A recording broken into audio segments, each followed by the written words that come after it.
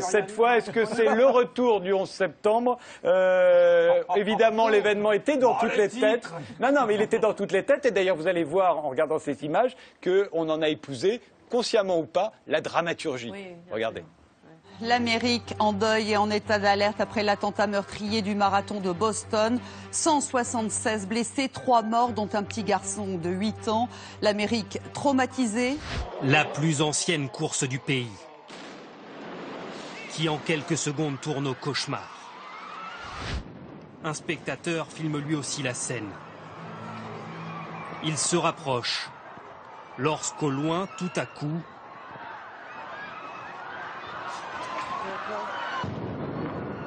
une seconde explosion retentit.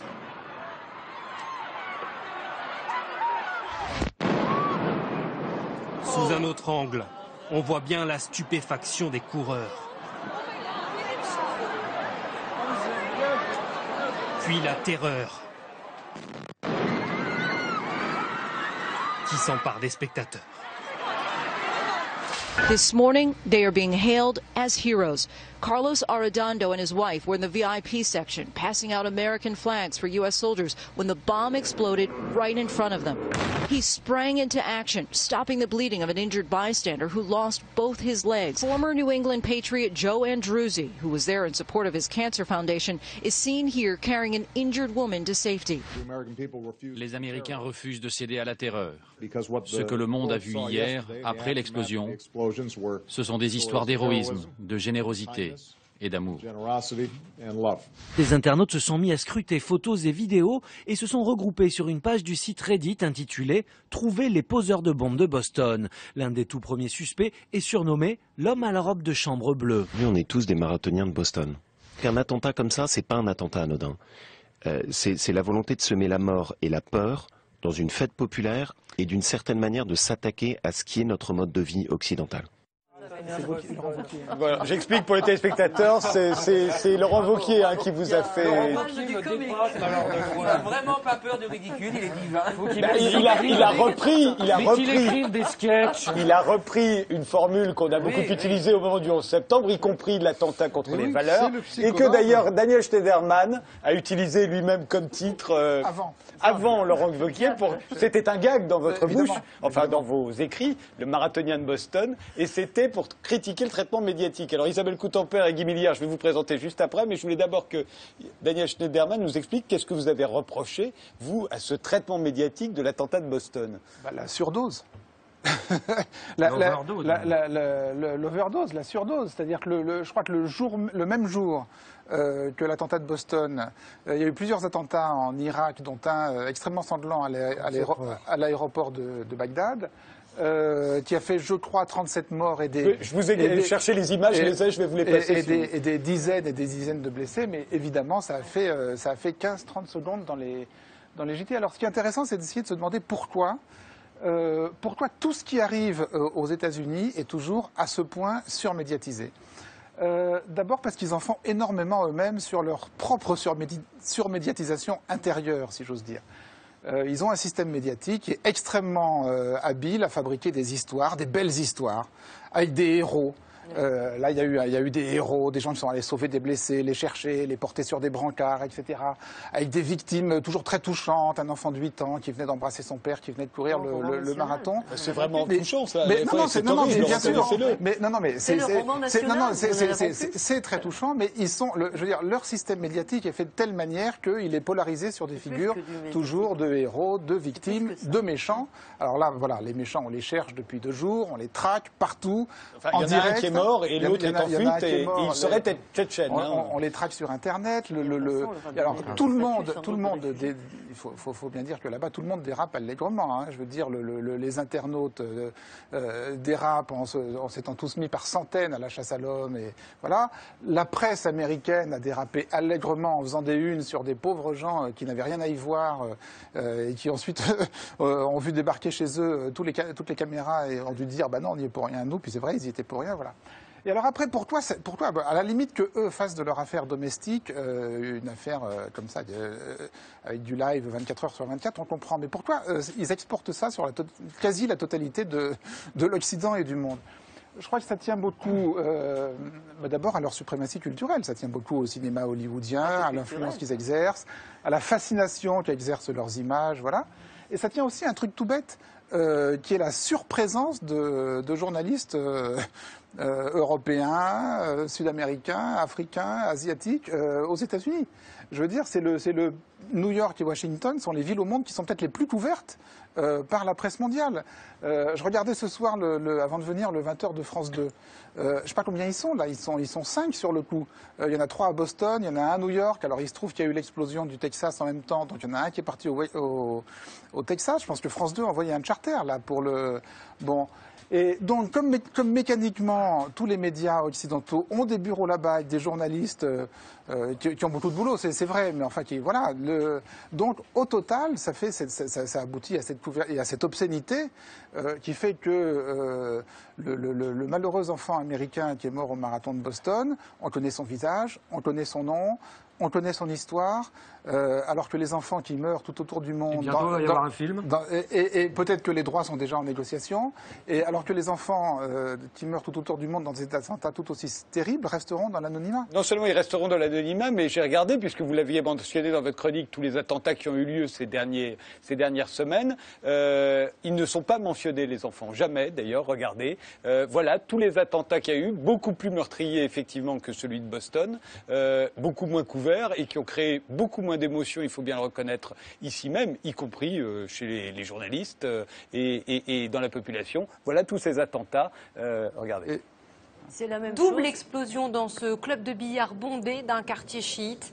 La deuxième bombe, une voiture piégée, a sauté une fois les policiers et les secours sur place. Il y a au moins 92 morts. Plus tôt, une explosion sur un marché avait tué une trentaine de personnes. L'attaque de ce soir est la plus sanglante depuis 2 ans. Au moins 30 morts et 70 blessés en Irak. Une attaque a visé ce matin le quartier général de la police de Kirkouk, dans le nord du pays. L'attentat le plus meurtrier depuis le début du soulèvement en Syrie. L'explosion de cette voiture piégée devant une cible symbolique, le siège du parti Baas au pouvoir, a fait près de 60 morts, surtout des civils. Un nouvel attentat suicide à Mogadiscio, la capitale somalienne. 10 personnes ont été tuées près d'un théâtre par une attaque à la voiture piégée. L'Irak a été secoué ce matin par une série d'attaques à la bombe qui ont fait une vingtaine de morts et plus de 200 blessés. Une attaque contre le principal tribunal de Mogadiscio et un attentat à la voiture piégée a entraîné la mort d'une trentaine de civils ce dimanche en Somalie. Je voudrais ajouter qu'il y a eu 8 morts aujourd'hui dans des attentats toujours en Irak contre des mosquées et qu'hier il y a eu 27 morts dans un attentat qui a été perpétré dans un café et parmi ces 27 morts il y avait 3 enfants. Voilà. Et ces 2 attentats, on n'en a parlé nulle part parce qu'on était tous très occupés à s'occuper de l'attentat de Boston. Il n'y avait pas de marathon. Il y a un mot terrible dans le montage que je viens d'entendre. Je ne sais pas si vous l'avez tous ressenti. C'est le mot civil. C'est-à-dire que hors des États-Unis, il n'y a pas de femmes, il n'y a pas d'enfants, ils n'ont pas de nom, ils n'ont pas de visage, c'est des civils. Imaginez une seconde si on avait dit à propos des morts de Boston, c'est des civils. Alors, juste, oui, Philippe Bilger, c'était un mot. Bon, je vais présenter les 2 nouveaux invités, mais si vous voulez réagir à ce qui vient d'être dit, vous pouvez. Je me demande s'il y a toujours une malfaisance derrière tout ça. Au fond, est-ce que ça n'est pas tout simplement le fait que l'horreur est plus ordinaire dans certains endroits, alors qu'aux États-Unis, elle frappe davantage parce qu'elle est plus rare, le premier point. Le pays en paix. Et ensuite, vous avez une... Ensuite, en décembre, il y a eu 50 gosses qui ont été assassinés. Mais tout de même, d'accord, mais la violence... Mais ce type de violence est extrêmement rare. La violence est tous les jours aux États-Unis. Mais attendez, je vois que vous n'avez pas changé depuis les assises. Mais attendez, je vais les présenter pour qu'on sache. Voilà, Guy Millière, vous êtes géopolitologue, vous êtes l'un des rares intellectuels français à avoir toujours soutenu l'administration de George Bush. Vos 2 derniers livres sont Le désastre Obama et L'islam radical est une arme de destruction massive. Et Isabelle Coutempère, vous êtes l'avocate du plus célèbre terroriste vivant, c'est Carlos, qui purge en France une peine de prison à perpétuité. Et vous êtes l'avocate de la République islamique d'Iran contre le film Argo, qui raconte la libération secrète par la CIA de diplomates américains pendant la prise d'otage de l'ambassade américaine à Téhéran au début de la révolution iranienne, et film qui vient de recevoir l'Oscar du meilleur film de l'année. On en parlera tout à l'heure de l'Iran. Mais alors justement, je vous pose la question tout de suite. À partir de quel moment, pour vous, Isabelle Couleau-Tempère, le terrorisme, qu'est-ce qu'il déclenche plus exactement? Qu'est-ce qui déclenche le terrorisme et qu'est-ce qui peut, à vos yeux, je n'allais pas dire le justifier, mais l'expliquer? Alors, je trouve que ça aurait été bien de poser la question à un compagnon de la Libération, par exemple. Alors, je ne sais pas s'il y en a qui sont encore vivants. Il y en a. Oui, il y en a. Ben voilà, c'est à eux qu'il faut demander. Moi, je ne suis pas compétente. Je peux seulement rappeler, comme tout le monde le sait, que c'est un mot qui dit quelque chose d'un côté d'une frontière, autre chose de l'autre côté de la frontière, qui dit quelque chose en 40 et qui dit autre chose en 46, qui dit quelque chose en 59 ou en 60 et qui dit autre chose en 62. Parce que voilà, il y a des terroristes qui ensuite sont décorés, ils sont au pouvoir. C'est ça, c'est l'histoire, c'est la relativité de l'histoire. Je suis relativiste et je dirais peut-être aussi révisionniste. Guy Millière ? Je trouve que ce qui vient d'être dit est monstrueux. Je pense que comparer les résistants français, comparer des gens comme Jean Moulin à des terroristes qui assassinent des femmes, des enfants d'une manière indiscriminée est proprement monstrueux, inadmissible. Je laisse ça de côté. Vous voulez dire pour vous, juste pour qu'on comprenne bien, que et du terrorisme, un attentat aveugle, ça n'est pas la même chose qu'un attentat contre des militaires. Oui, exactement. Les résistants ne peuvent pas être comparés. Jean Moulin était traité de terroriste par les Allemands.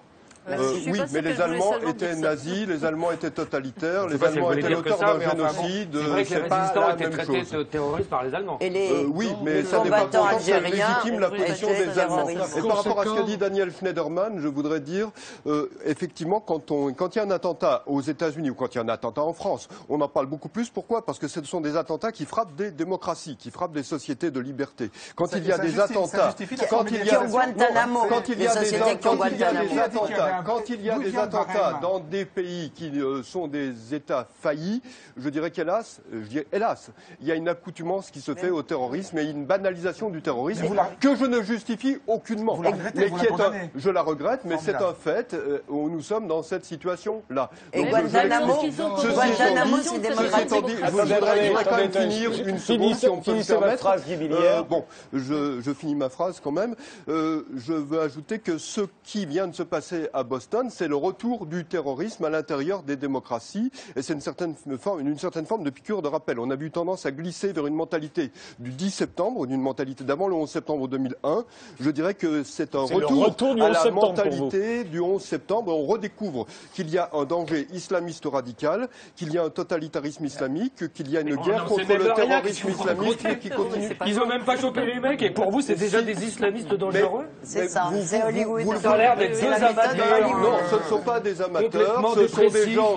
Non, vous excusez trop facilement les choses. Si vous avez les informations correctes... c'est louche. Non, j'ai des informations, effectivement. C'est les néocons qui savent tout. Non, oui, bien sûr, dites ce que vous voulez, je m'en fiche. Concrètement, les bombes ont été fabriquées selon des techniques qui sont apprises sur les sites d'Al-Qaïda, dans un magazine d'Al-Qaïda qui s'appelle Inspire, qui existe en anglais, qui a été compulsé par les gens en question. Sur Internet, on peut faire n'importe quelle bombe sur n'importe quel site. Si vous ne voyez pas que ces gens sont des islamistes et des gens touchés par l'islam radical, c'est que vous pratiquez l'aveuglement volontaire. Et vous pratiquez un aveuglement volontaire dangereux, parce que cet aveuglement volontaire, il a régné tous ces derniers jours.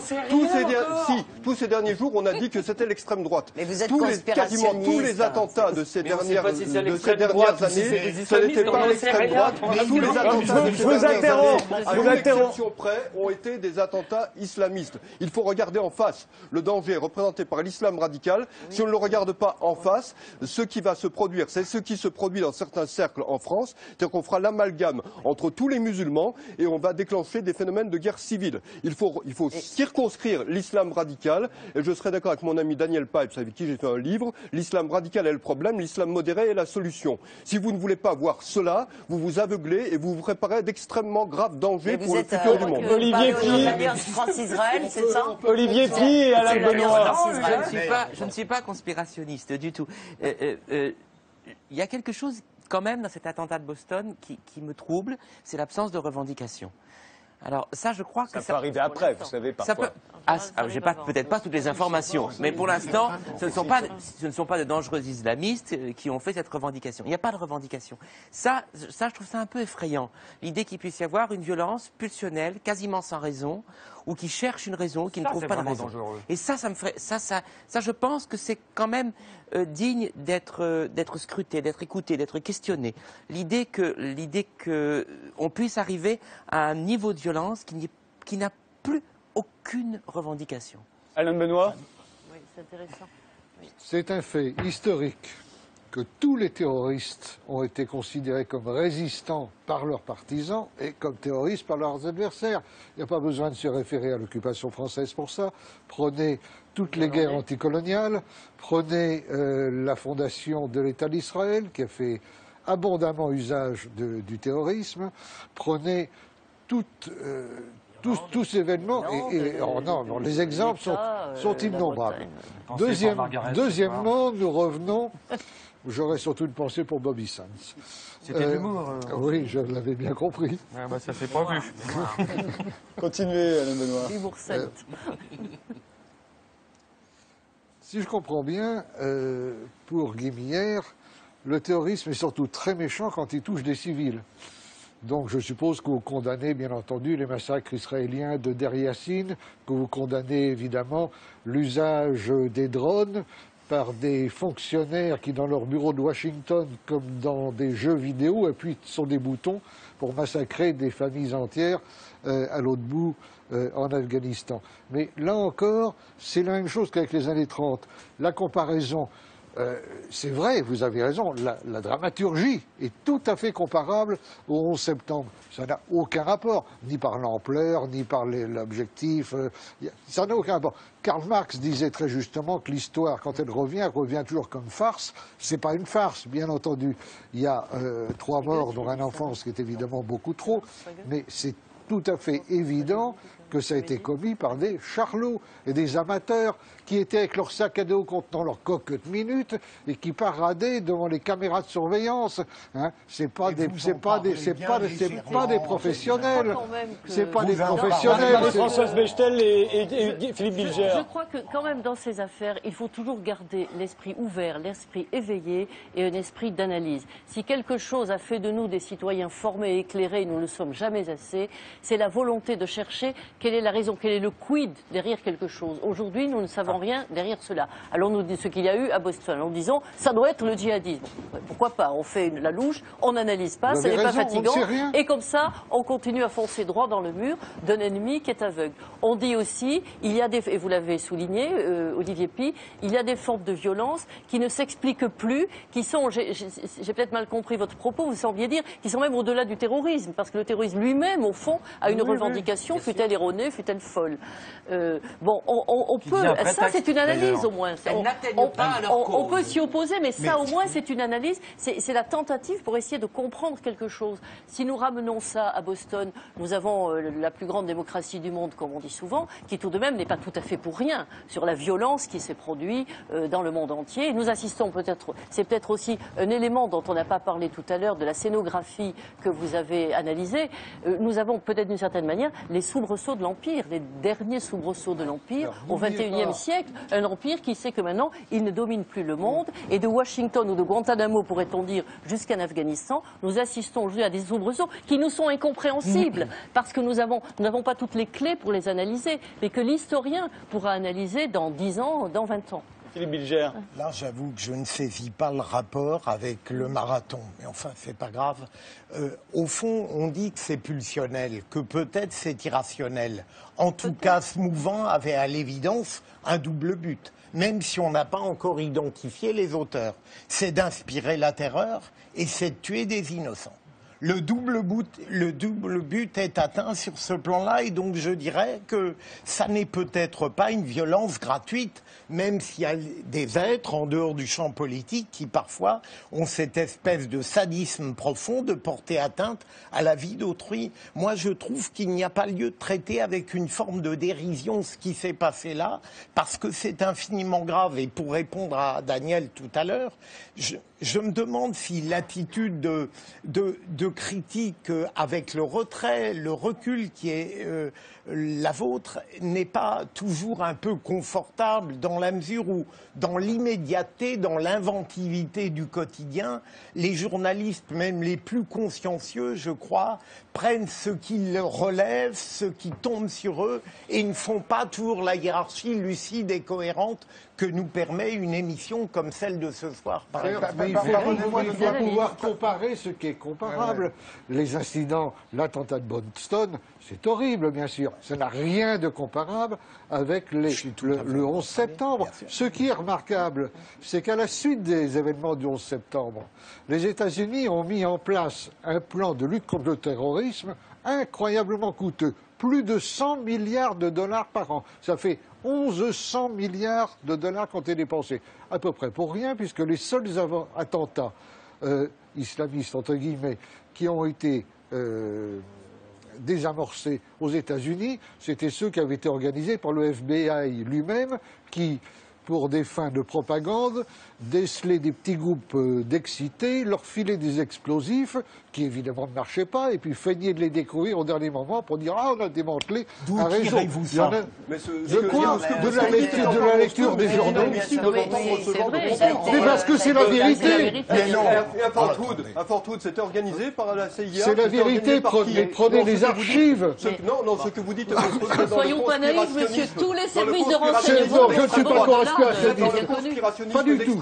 Je ne suis ni d'extrême droite, ni conspirationniste, et je vous interdis d'utiliser ces mots me concernant. Je regrette, je dis ce que je pense, je suis libre de ma parole. Prenez les chiffres d'Interpol, prenez les chiffres de l'Institut de criminologie, il y a eu une douzaine d'attentats islamistes qui ont été déjoués aux États-Unis au cours des années qui se sont écoulées depuis vous parlez ensemble. Septembre 2001. Vous parlez ensemble. Isabelle Coutan-Père, vous voulez ajouter J'aime beaucoup quand on dit les États-Unis, c'est la plus grande démocratie du monde. Je ne sais pas ce que ça veut dire, mais c'est quand même le pays qui fabrique le plus de morts autour du globe. Pourquoi avez-vous un billet de $20 Ça d'ailleurs. Je l'ai dit avec des guillemets, voilà. En ce qui me concerne. Et en plus au nom de Dieu. Et qui est champion de la peine de mort. Oui. Voilà. Oui, mais enfin, ça ne justifie pas qu'il y ait eu. Les drones, c'était bien de le rappeler, c'est quand même hallucinant. Avec un président d'un grand pays démocratique qui revendique son droit de tuer quand il veut, il donne l'ordre de tuer où il veut.